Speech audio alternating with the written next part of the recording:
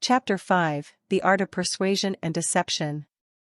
Merriam-Webster defines persuasion as the ability to persuade, while persuade is further defined as to move by argument, entreaty, or expostulation to a belief, position, or course of action.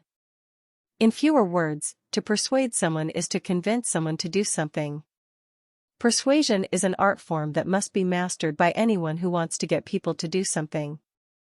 It is an incredible tool to have, especially if you are constantly surrounded by people who need a little prodding every now and then. Deception, on the other hand, is defined as the act of causing someone to believe that something that is false or invalid is, in fact, true and valid. Deception is a form of manipulation on its own and also a tool through which you can achieve your persuasion goals. This is probably where things get blurry as far as persuasion goes. For the longest time, there have been debates regarding the thin line between manipulation and persuasion. There are camps that are completely convinced of the malevolence of persuasion, while others believe that persuasion is a totally harmless way of getting what you want from people. The topic of manipulation in itself is a gray area for a lot of people. Morality is subjective, depending on the metrics put in place by different societies and cultures. The question of whether manipulation is right or wrong is one that should be answered individually. That being said, there exist some technical differences between persuasion and manipulation. Manipulation often has a clear self-interest, while persuasion may be undertaken for the greater good of an entire community. Consider the case of an activist who persuades people to plant trees for the good of the environment. They may have to push and prod before they get the numbers to make the tree planting exercise a success. Some people may view this as manipulation, but at the end of the day, the outcome of their efforts benefits the entire community. Persuasion often presents a clear and coherent argument for a particular case, while manipulation will often involve a manipulation of facts intended to distort a person's perception of reality. At the end of the day, persuasion and manipulation often serve the same goal, which is to convince something to do something that you want them to do. The key difference lies in how the parties choose to go about it. There is the all cards on the table method, which is persuasion, and the hidden cards method of manipulation. The principles of persuasion. To master the art of persuasion, you must be aware of the underlying principles that will enable you to harness your power of influence. Human beings are a touchy lot. One wrong move, and you'll lose all ability to convince people to get on your team. It is necessary that you make strategic moves that are informed by the necessary underlying principles. The 6 principles of persuasion are reciprocity, consistency, social proof, liking, authority, and scarcity. The principle of reciprocity. Reciprocity is simply doing unto others as you would have them do unto you. As you go about your daily interactions, reciprocity calls for kindness and generosity. Showing kindness to others is a good thing that makes others, and yourself, feel better about your interaction. Even more than that, doing good is your way of collecting chips that you can cash in later. If you have been nice and kind to another person, you stand a better chance of them being nice and kind to you. If you are hoping to be able to persuade a person, you must behave in a decent manner towards them. Speak a kind word, do them a favor, or even buy them a gift. Later on, when you need to convince them to do something, they will be more agreeable. After all, you have proven yourself to be a kind human being who has their interest at heart. The principle of consistency. Consistency in persuasion works this way. People are more likely to commit to bigger tasks or favors if you have convinced them to agree to smaller ones. That is, you can get someone to swim oceans for you if you first get them to jump a puddle for you. There have been some studies conducted to support this theory. In one study, for instance, a group of researchers asked some homeowners to put up an ugly "Drive Safely" billboard on their front lawn. Very few homeowners said yes. The researchers then took another approach to the experiment. They first got the homeowners to agree to the small commitment of putting up a "Drive Safely" postcard in the front windows of their homes. 10 days later, they returned with the billboard request. This time round more homeowners agreed to put up the billboard, despite its lack of aesthetic appeal. The reason for this is that the homeowners subconsciously felt compelled to remain consistent with their earlier response. The foot in the door technique is a compliance technique that is premised on consistency. It involves getting people to agree to a larger request by first testing the waters with smaller requests. If you want to execute this technique cleverly, you will need to condition your target to be consistent in their responses to your request. For example, if you want your employee to work the weekend shift, you might first want to get them to agree to work the overnight shift or vice versa, depending on which is the least preferred shift in your business. The principle of liking. If a person likes you, they are more likely to meet your demands, whatever this may be. A person that is not liked and is unlikable as well will hear no more times than a person that is well liked. But how do you go about getting people to like you? According to science, the secret to being liked is a combination of three main factors. First, people like those who are similar to them. For you to appear similar to the person you are hoping to persuade, you must find common ground with them. For instance, many foreigners have learned that the simplest way to become more likable is by learning and speaking the local language. The other thing that you need to be aware of when making yourself more likable is flattery. Flattery will open many doors for you if you use it well. People like people who pay them compliments. If you want to ask someone to do something for you, start first by paying them a genuine-sounding compliment. Just because it's called flattery does not mean that you must be effusive about it. In fact, being too excessive in your praise will be counterproductive to your need to be liked. Last but not least, be the kind of person that is usually agreeable and cooperative towards the achievement of mutual goals, and you'll be one step closer to being likable. If you are always stepping on other people's toes in order to get what you want, you will have very few friends, and this will not help your case when you need to persuade someone in future. Remember, being agreeable and cooperative does not entail being a doormat. Sometimes, it just means putting in some little effort that helps a person achieve a goal that is significant to them. For instance, if a colleague is struggling with a due report, offer to assist them with the printing and mailing. It is not a whole lot of work, but you will go from the uninvolved, nondescript colleague to the likable colleague that is kind and helpful. Later on, you can cash this chip as you so wish. The principle of authority.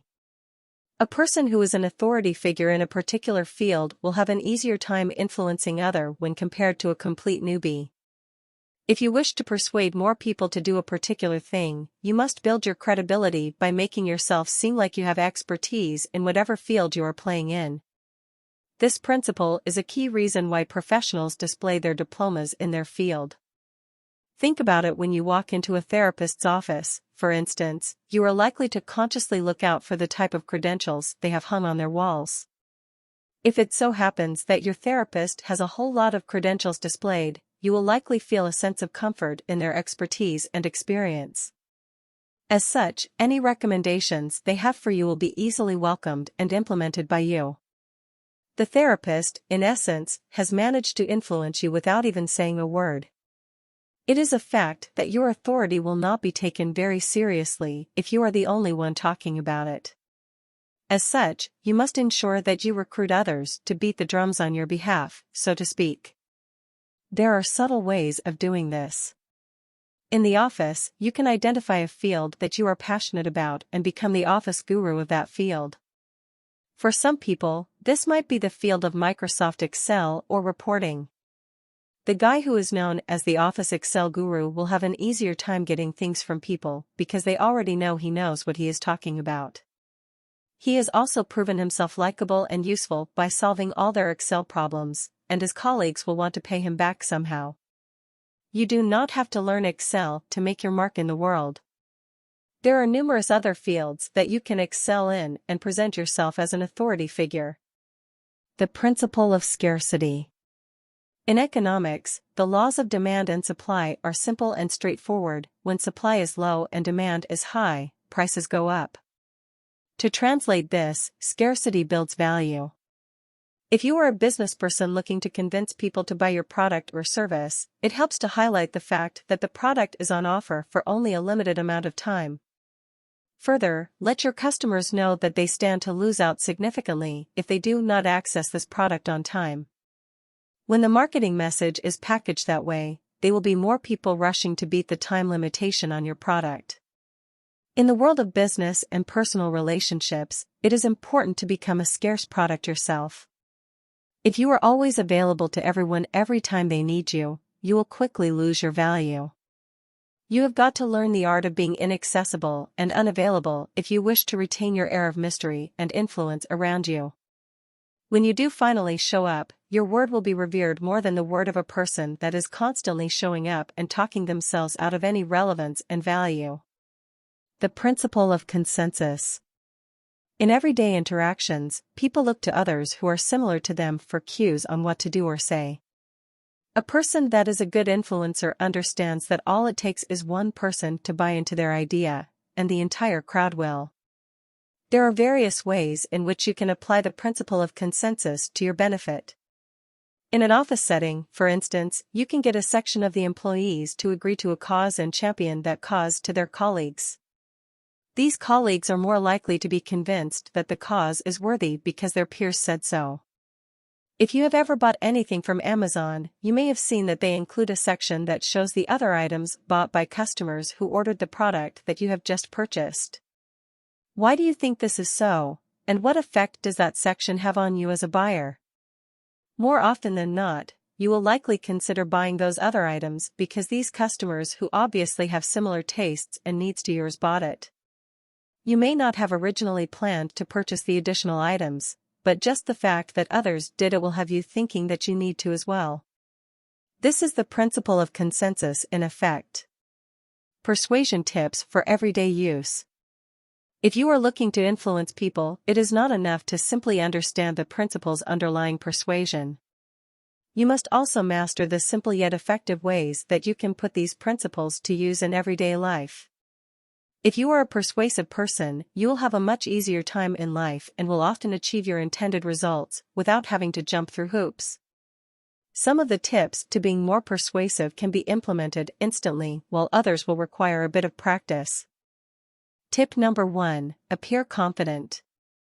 Confidence does not come naturally to all of us. Some people seem to have an easier time being confident, while others struggle quite a bit. Whether you are naturally confident or not, you must ensure that you appear confident to others at all times. If you are insecure about how you look or your abilities in a particular subject, nobody else needs to know this. Do not give your insecurities a platform on which to shine. Instead, practice faking it until you make it. There are people in this world who do not know a whole lot of things and yet have managed to get scores of people to support them and their ideas. Reason? They are the epitome of confidence. They walk into rooms as if they own them. They speak authoritatively even when they are uncertain of what they talk about. Confidence says you know what you are talking about. People allow themselves to believe the people who know what they are talking about. Tip number 2: be subtle with your approach. Even when they allow themselves to be persuaded into doing something, most people like to think that it was their idea to do something in the first place. Nobody wants to believe that they allowed a particular idea to be shoved down their throat. For success in persuasion, you must be subtle in your approach. Instead of introducing a certain topic full-on, consider starting with an anecdote. If you are looking to get someone to buy into an investment, start by mentioning how you and your friends went for a cruise last weekend after receiving your payout from Investment X. Do not even try to sell them that investment. Instead, get the other person thinking about how they could also have gone for the cruise had they invested in the particular investment vehicle. In short, entice people without being too obvious with your temptation. Tip number 3: be flexible with your methods. The methods of persuasion are not set in stone. Different people respond to different things. Also, the same person will respond differently to different methods, depending on the time and occasion. You must know when to switch gears accordingly. Sometimes you will need to work with the principle of liking, and other times you will need to base your method on the principle of authority. Reading social cues will allow you to determine which methods to use. Tip number 4, timing is everything. If you want to convince someone to buy a house, you'll have more success if you catch them when they are shopping for houses. This holds true for most things. If you want your crush to go from crush to partner, you will have an easier time if you talk to them when they are looking for a relationship. To master the art of persuasion, you must also master the art of knowing when the timing is right. If not, you will fall into the trap of harassing people to agree to things that they have no interest in. Nobody likes a person that is constantly pestering them into doing things, especially at the weirdest of times. Tip number 5, being interesting is a plus. Most persuasive people are not boring. Nobody pays much attention to boring people. Boring people are not fun to talk to. They are not engaging, and they are definitely not memorable. If you want to win at persuasion, you must be an interesting person. The good news is that there are countless ways of being interesting. You just need to identify something unique about yourself and amplify it for the world to see. It could be a skill or a hobby that you are really good at. It might also be your sense of humor or the way you dress. Perhaps, you might even want to share your unique view of the world with your audience. Whatever it is that you opt for, make sure that it helps people remember you long after the conversation ends. Tip number 6, listen more than you talk. You might think that being persuasive means doing a whole lot of talking, but this could not be further from the truth. In order to influence people, you must train yourself to be a good listener. Listening skills serve two purposes. First, as long as people are talking and you are listening, then it means you are gathering crucial information that you can use to your advantage. Second, people like a good listener. Why?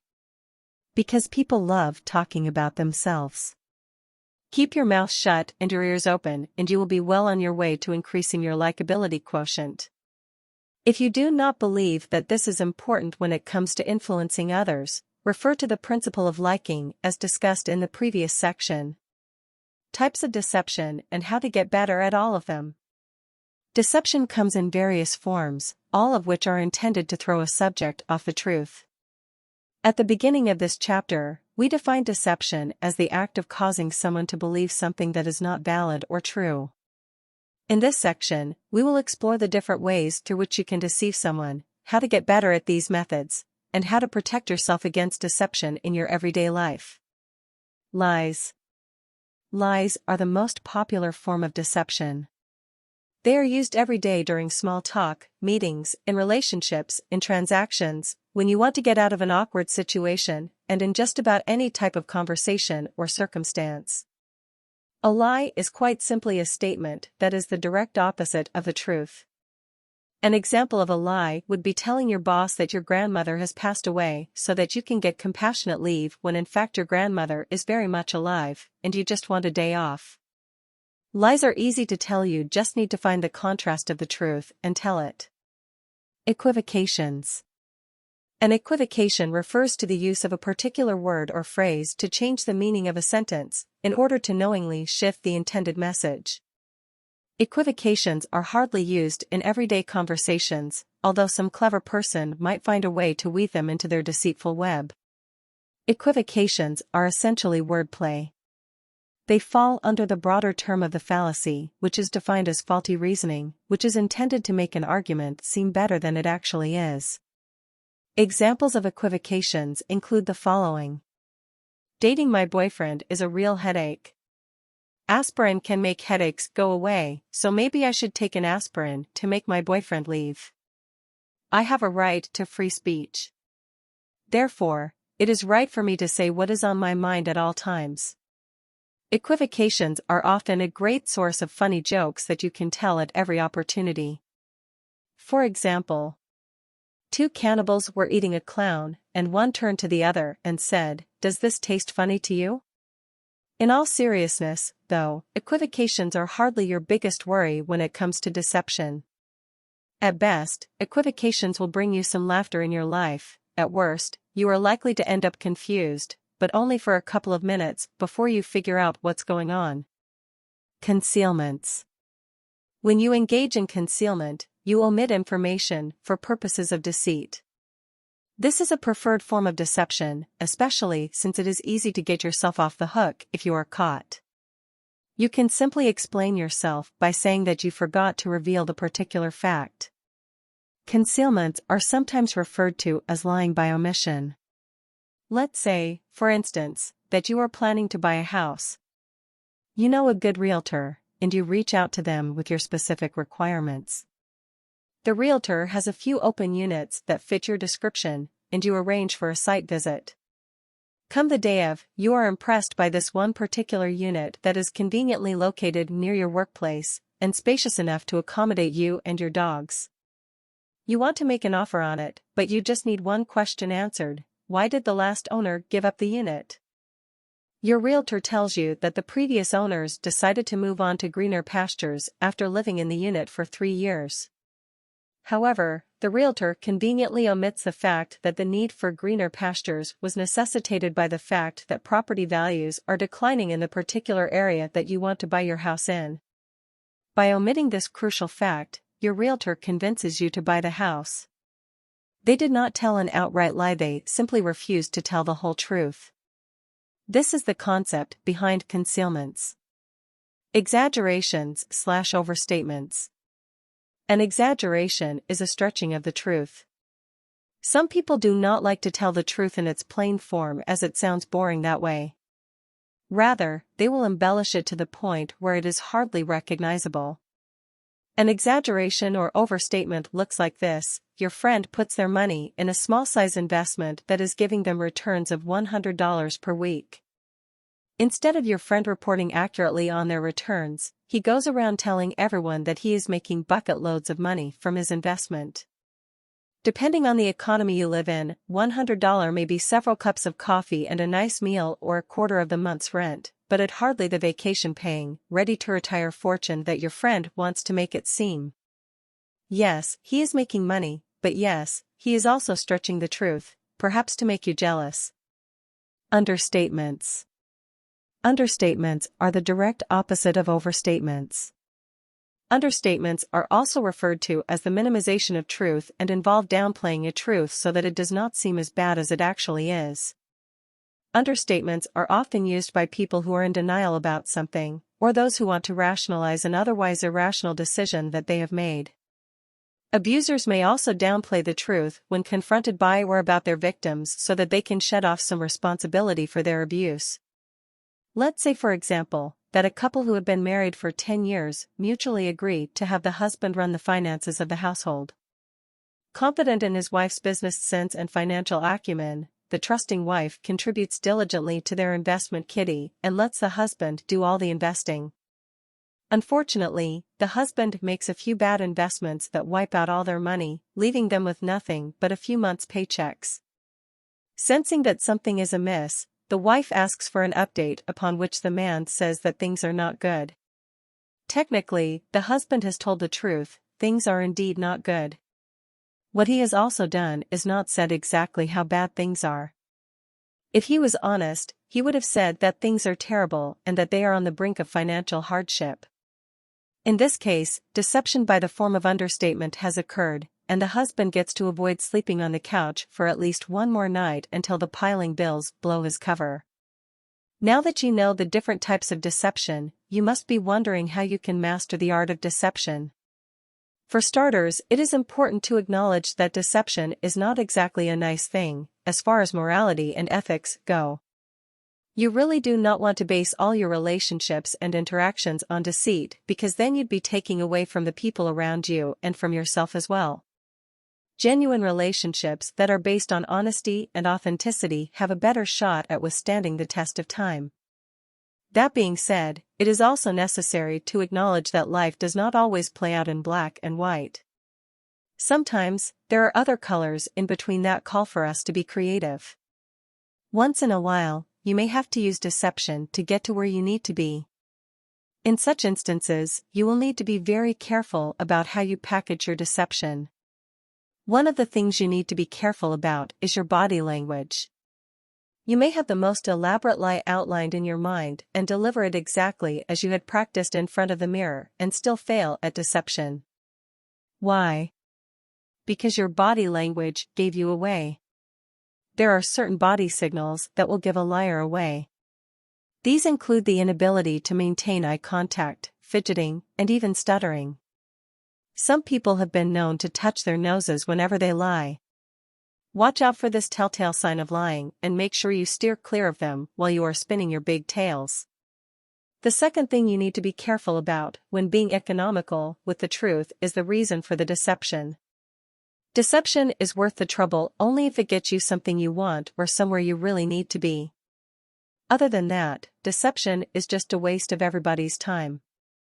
If you get into the habit of lying for the sake, everybody is going to think of you as a pathological liar who can never be trusted. This will ruin any credibility you may have built, and you will no longer be in a position to manipulate or influence people. Never mix up your stories. This is the surest way of getting caught. If you must deceive someone, make sure that you have the entire story laid out in case you have to answer any probing questions. You do not want to get caught in an incomplete story that has more holes than a fisherman's net. Most inexperienced liars especially get caught up in their web of lies because they cannot remember what they said to who and when. If you must keep a notebook to track your lies, please do. It might just save you the embarrassment of being caught in lies.